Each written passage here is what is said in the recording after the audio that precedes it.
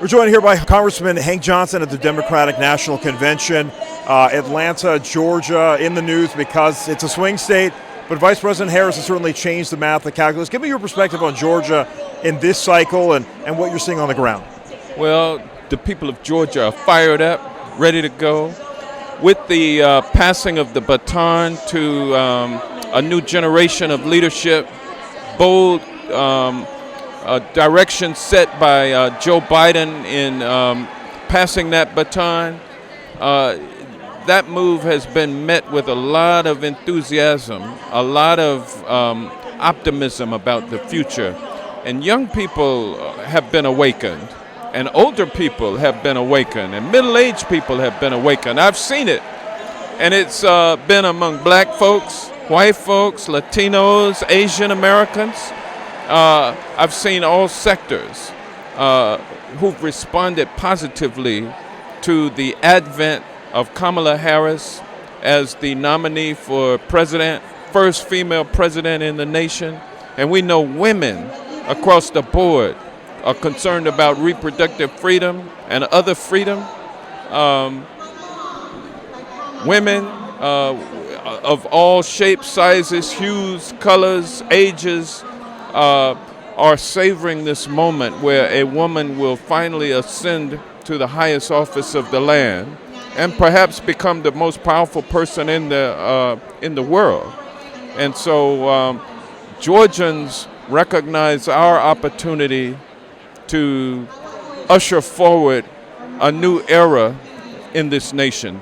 Same as we in January of 2021 elected two United States senators that actually enabled America to avoid a situation where President Biden would not be able to achieve the accomplishments that he achieved in his first 2 years in office. It was Georgia that provided him that opportunity to do that.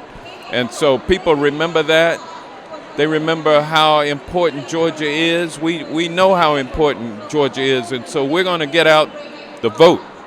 We're going to go home after this very eventful convention, very positive, joyful convention. We're going to go home pumped up, motivated to get out the vote. And so I'm predicting that Georgia is going to be there for Kamala Harris and Tim Walz. Well, the polls say it's just neck and neck, and President Trump ostensibly has a slight lead. So what are you planning to do and your colleagues to change that momentum? Well, there's no doubt that Kamala Harris and Tim Walz are the underdogs in this race, and they're going to fight like underdogs. Of course, when you're sitting on top of the world, as Donald Trump believes he is, sometimes you slip up. You let things go that you shouldn't have. You make some mistakes. And so you don't take things seriously. I don't know of a single campaign office that has been opened by the Trump campaign in Georgia.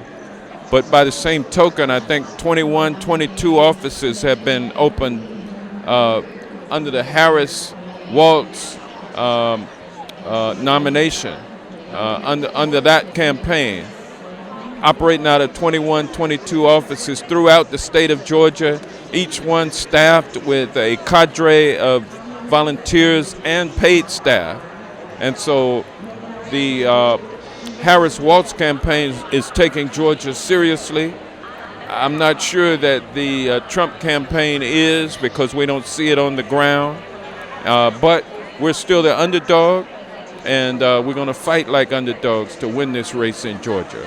Congressman, pleasure for your time. Thank you so much. Thank you.